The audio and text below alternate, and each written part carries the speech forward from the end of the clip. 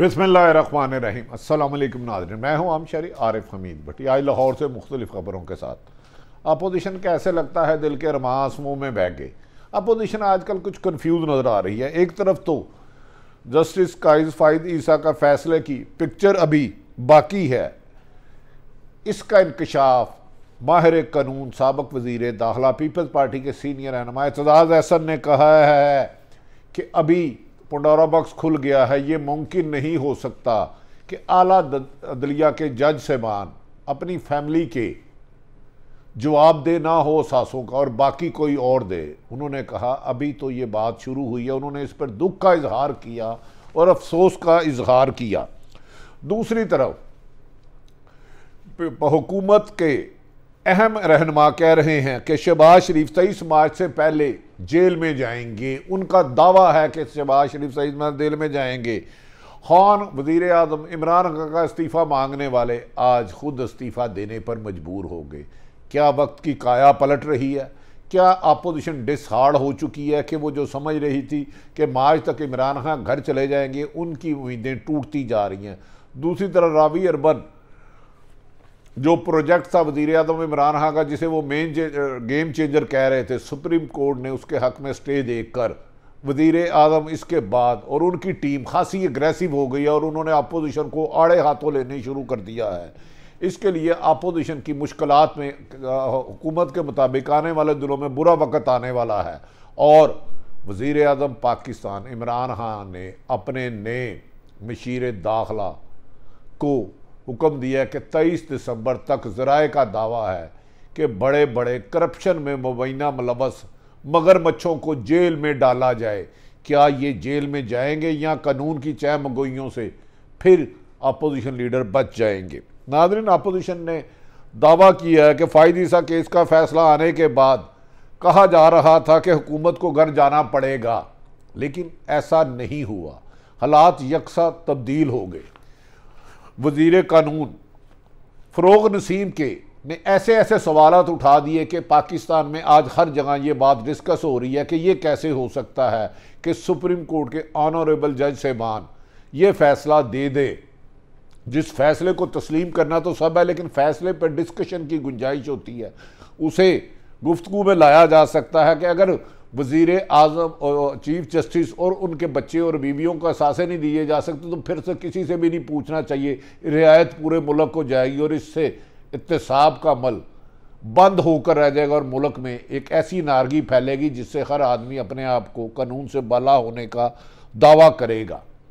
नाज़रीन, जस्टिस फ़ाइद ईसा के फैसले आने के बाद अपोजिशन जमातें बढ़ के मार रही थी। एहसन इकबाल पीपल्स पार्टी नून लीग के रहनुमा कि हुकूमत को अब घर जाना पड़ेगा। शहजाद अकबर के बाद यहाँ तक के दावा कर डाला जिसका हकीकत से कोई दावा नहीं था। उन्होंने कहा शहजाद अकबर ने तो इस्तीफ़ा दिया ही दिया है, इसके बाद लॉ मिनिस्टर फ़रोग़ नसीम और सदर पाकिस्तान की भी छुट्टी यकीनी है। लेकिन उनकी बातों पर उस वक़्त जब आज हुकूमती अरकान ने रहनुमाओं ने जवाब दिया तो अपोजिशन को सांप सा सूंघ गया, उनको जवाब ही नहीं आए।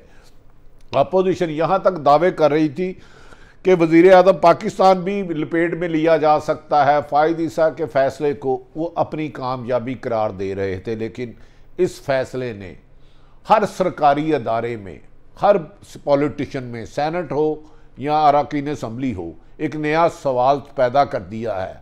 फिर हम क्यों किसी को जवाब दे होंगे?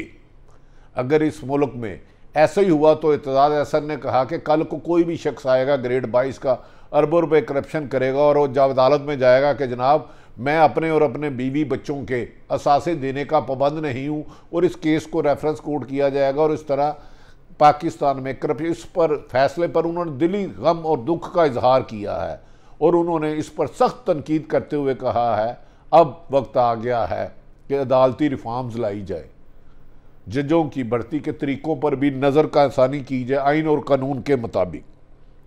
नाज़रीन, हुकूमत और ने अब एक नई जंग शुरू कर दी है। कुछ दिनों में अपोजिशन कह रही थी हुकूमत मेहमान है, लेकिन अब हुकूमती अरकान दावा कर रहे हैं कि अपोजिशन के लोग जो NRO या कानून की चहमगोइयों से छुप के जेल से भाग रहे थे, अब वो मेहमान है और जेलें उनका मुंतज़र है और जेलों में सफाई शुरू कर दी है।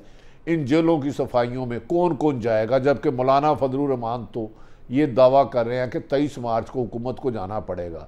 लेकिन आज हुकूमत की वज़ीर आज़म से लेकर तमाम उनकी क़यादत देखे तो ऐसा लगता है कि वो अपोजिशन के ख़िलाफ़ तबले जंग बजा चुके हैं और अब किसी को रियायत ना देने का अज़म दोहरा रहे हैं। नाज़रीन, ये भी कहा जा रहा सब इसके लिए उल्ट है कि हुकूमत फ़ैसला आने के बाद बैक फुट पर जाएगी, लेकिन हुकूमती अराकीन की जब हम गुफ्तगू सुनते हैं तो ऐसा लगता है कि हुकूमती अराकीन फ्रंट फुट की बजाय आगे जाकर बाउंसर मार रहे हैं, जिससे अपोजिशन डिफेंसिव होती हुई नज़र आ रही है। हुकूमत के वज़ीर और मशीर बढ़ चढ़ कर बयानात दे रहे हैं। वज़ीर इत्तलात ने तो यहाँ तक फवाद चौधरी ने साफ कह रहे हैं कि अदलिया अपनी साख का ख्याल करे और इस साल यानी कि 2022 में सुप्रीम कोर्ट के 5 जज की तैनाती का अख्तियार पार्लियामेंट को दे। दूसरी जानिब एहतजाज एहसन का मानना है कि ये काजी फाइज ईसा वाला मामला अभी ख़त्म नहीं हुआ, इस पर एक नई बहस छिड़ गई है। इस पर उन बातों को छेड़ा गया है जिनसे हमेशा अवॉइड किया जाता था। एहतजाज एहसन के बाद इस पर हुकूमत के पास अभी काफ़ी कुछ करने को है। अदलिया को भी अपनी साख बचाने के लिए इस पर नज़रसानी करनी पड़ेगी। उन्होंने कहा है इस पर बड़ा बेंच भी तश्कील दिया जा सकता है। एक तरफ तो अदलिया ने खुद FBI को केस भेजा था, जब FBI मुतमिन नहीं हुई तो उसके बाद अचानक अदलिया के ही फैसले से उल्टा फैसला आने से कई सवालात जन्म दे गए और एक नई बहस छिड़ जाएगी और एक कानूनी जंग सी आ जाएगी। नाज़रीन, ये भी कहा जा रहा है कि अदलिया को अपनी साख बचाने के लिए नज़रसानी करनी पड़ेगी, वरना वकला भी 2 हिस्सों में तकसीम हो सकते हैं। ये मामला ऐसे नहीं चल सकता। जज अपनी बीवी बच्चों की जायदाद का हिसाब ना दें तो ऐसे में नया पंडोरा बॉक्स खुल जाएगा और हर कोई अपने आप को कानून से बाला निकलेगा और सरकारी माल को लूटने वाले या मुबैना करप्शन के इल्ज़ाम वाले ये प्ली लेकर बच जाएंगे कि जनाब फ़लाँ केस में फ़लाँ रेफरेंस आया था, हम अपने बीवी बच्चों के नहीं, और 2-3 लाख तनख्वाह वाला अरबों रुपए का मालक हो जाएगा तो वो कानून से बाला हो जाएगा। नाज़रीन, दूसरी तरफ ये भी कहा जा रहा है हुकूमती रहनुमा शहबाज गिल, फवाद चौधरी, असद उमर और दिगर, उन्होंने कहा 23 मार्च से पहले वज़ीर आज़म पाकिस्तान ने नए एहतसाब मामले खसूसी बराए दाखिला ब्रिगेडियर मुक़द्दस को टास्क दिया है। उनके मुताबिक दावा है कि शहबाज शरीफ, मरियम नवाज़, हकान अब्बासी को जेल में ले जाने के लिए तमाम कानूनी तकादे पूरे किए जाएं और इमरान खान ने कहा इस किस्म की आइनी माहिरीन की एक पूरी टीम तश्कील दी जाए ताकि उनके खिलाफ जो इल्ज़ाम हैं उसको अदालत में साबित किया जाए। इस सिलसिले में FIA और नैब को भी मज़ीद मजबूत करने और ताउन करने के लिए हकामात जारी कर दिए और नैब को कहा गया आइंदा ऐसा कोई कमज़ोर केस बना जिस पर मुल्क का ख़जाना लूटे वालों ने अदालत से रिलीफ पाया तो नैब के ख़िलाफ़ और दीगर ऐसे अदारे जो FIA एंटी करप्शन है वो भी कानून की गिरफ्त से नहीं बच सकेंगे।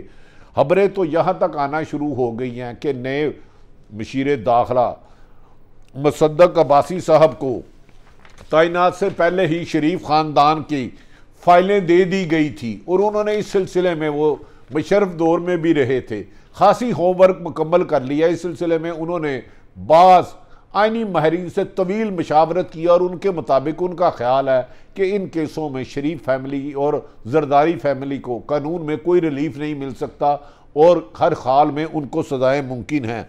दूसरी जानिब हुकूमत के वज़ीर आज़म के मामले खसूसी शहबाज गिल साहब ने यह दावा कर रहे हैं कि शहबाज शरीफ ने बैरून मुल्क जाने की खातिर अपोजिशन लीडर के ओहदे से मुस्तफ़ी होने की पेशकश की थी जो मंजूर नहीं हुई। सवाल ये है कि यह पेशकश कहाँ की, किसको हुई, डील की बातों में कितनी हकीकत है, लेकिन इस बातों में इबहाम है। जबकि शहबाज शरीफ कह रहे हैं कि वो इस मुल्क में रहेंगे और इस हुकूमत के खात्मे के लिए 23 मार्च को ऐसा बड़ा लॉन्ग मार्च करेंगे कि उस पर हुकूमत घर में जाने के मजबूर हो जाएगी। नाज़रीन, आइनी तौर पर कभी भी लॉन्ग मार्च और जलसे जुलूसों से हुकूमतें नहीं जाती। हुकूमतों को घर भेजने के लिए मासवाए अदम एतमाद के और कोई आइनी तरीका नहीं। ना जाने शहबाज शरीफ को ये किसने यकीन दहानी करा दी है कि वो 23 मार्च मौलाना फजलुर रहमान इसमें पुरअज़म लगते हैं। वो कह रहे हैं कि वज़ीर आज़म को अब घर जाना होगा। एक तरफ तो अब पूरी अपोजिशन जमातें वज़ीर आज़म इमरान खान से इस्तीफ़ा मांग रही थी और कह रही थी कि फौरी तौर पर इस्तीफ़े दें, इनकी नहली की वजह से हुकूमत बदहाली और माशी तबाही के दहाने में पहुँच गई है। दूसरी तरफ शहबाज गिल ने यह दावा कर दिया है कि खां का इस्तीफ़े लेने वाले अब खुद इस्तीफ़े देने पर नज़र आ रहे हैं। क्या इस बात में सदाकत है? इसके लिए आने वाले दिन अहम तरीन होंगे। नए वज़ीर मशीर दाखिला ब्रिगेडियर मुसद्दक इस सिलसिले में क्या कोई ऐसा काम कर पाएंगे जो शहजाद अकबर नहीं कर पाए? क्या उनके पास लंदन से आने वाली फ़ाइलों में कोई ऐसे सबूत आ गए हैं जो शरीफ फैमिली की मुश्किलात में इजाफा हो? जबकि ये भी कहा जा रहा है नायब ज़राए के मुताबिक और हुकूमती ज़राए के मुताबिक कि जरदारी ख़ानदान के बारे में भी मनी लॉन्ड्रिंग के कुछ ऐसे एविडेंस सामने आए हैं, अगर उसको अदालत में लेके जाएंगे तो उन्हें अदालत से रिलीफ मिलना नामुमकिन हो जाएगा। नाज़रीन, एक तरफ तो अपोजिशन सेनेट में अक्सरियत होते हुए भी शिकस्त पर शिकस्त खा रही है, लेकिन उनके बुलंद व बाले दावे महज एक बढ़के लग रही हैं। हमेशा कहते हैं कि ये बिल मंजूर नहीं होने दिया जाएगा। पार्लियामेंट में बिल आए, जॉइंट सेशन में बिल आए, सेनेट में आए, कौमी असम्बली में आए, हर मौके पर अपोजिशन को इबरतनाक शिकस्त हुई और अब सेनेट में वाज़ेह अक्सरियत होने के बावजूद स्टेट बैंक तरमीमी बिल मंजूरी पर अब पीपल्स पार्टी और अपोजिशन जमातें यूसुफ रज़ा गिलानी जो सेनेट में हैं उनके इस्तीफ़े का मुतालबा करें। और यह भी कहा जा रहा है कि यूसुफ रज़ा गिलानी ने इस्तीफ़ा दे दिया। जब इस सिलसिले में चेयरमैन सेनेट के करीबी ज़राए से रब्ता किया गया तो उन्होंने कहा इस किस्म का इस्तीफ़ा कोई नहीं आया। अगर इस्तीफ़ा चेयरमैन सेनेट के पास आएगा तो उसको कानून के मुताबिक देखा जाएगा। याद रख लें, इस्तीफ़े पार्टी सरबराहों को नहीं दिए जाते। अगर इस्तीफ़े देने में कोई सियासी जमात सिंसियर हो तो वो स्पीकरों को देती है और स्पीकर आइनी और कानूनी तौर पे उस शख्स को तलब करता है और उससे पूछता है आपने किसी दबाव और प्रेशर के तहत नहीं दिया, तो वो इस्तीफ़ा कबूल कर लिया जाता है। कहा जा रहा है कि यूसुफ रज़ा गिलानी का इस्तीफ़ा एक झुकावा है, क्योंकि यूसुफ रज़ा गिलानी अपनी क़यादत की मर्ज़ी और नून लीग के लीडर अपनी क़यादत की मर्ज़ी के सेनेट के इजलास में मंजूर नहीं थे, क्योंकि वो खुद चाहते थे कि ये बिल मंजूर हो जाए, क्योंकि IMF की शराइत के गारंटर कुछ और थे। नाज़रीन, दूसरी तरफ ये भी कहा जा रहा है, फवाद चौधरी ने साफ बता रहे हैं कि कसूर इनका नहीं है, मामला तो जरदारी और बिलावल की सतह पर तय हुए थे।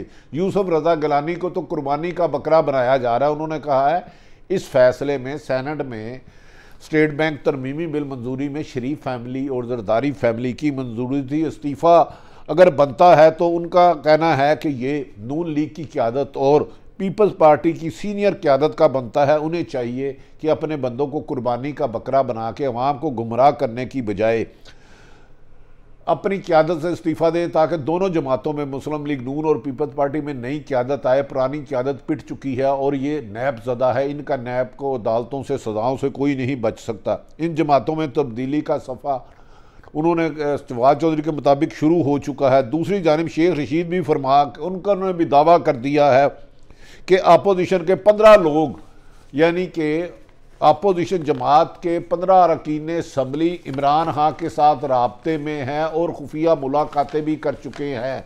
क्या वो 15 लोगों के बारे में ये तफसील नहीं बताई गई कि वो पंजाब से हैं? पंजाब में के बारे में ऑलरेडी नून लीग ये दावा कर चुकी है कि PTI के 2 दर्जन है। कहा जा रहा है कि परवेज़ खटक भी सख्त नाराज़ है। इसी वजह से वज़ीर आज़म पाकिस्तान इमरान खान उनको मनाने के लिए अहम वजारत देना चाह रहे हैं, जिसका वो चीन के दौरे के बाद हतमी फैसला करेंगे। नाज़रीन, एक तरफ तो ये भी कहा जा रहा है कि अपोजिशन के 15 लोग हमारे साथ है। ये कौन सा नया मंजन तैयार हो रहा है? अपोजिशन दावे कर रही है कि हुकूमत के अरकान उनके साथ हैं, जबकि हुकूमत के शेख रशीद साहब कह रहे हैं अपोजिशन उसके साथ है। दूसरी तरफ पिछले दिनों में एक शोशा छोड़ा गया था सदारती निज़ाम, उसकी ना धुम मिली ना किसी को चोंच मिली। अचानक से सदारती निज़ाम को मीडिया पर, सोशल मीडिया पर फैलाया गया, फिर मुर्दा घोड़े की तरह ना जाने उसको कहाँ दफना दिया गया। अब सदारती निज़ाम को ऑन ही कोई नहीं कर रहा, ना हुकूमती जमातें कर रही हैं ना अपोजिशन कर रही है। लग रहा है कि इधर उधर की बातें छोड़ के पाकिस्तान में किसी बड़े तूफ़ान का पेशे खैमा है। एक तरफ मुल्की सूरत हाल संगीन होती जा रही है।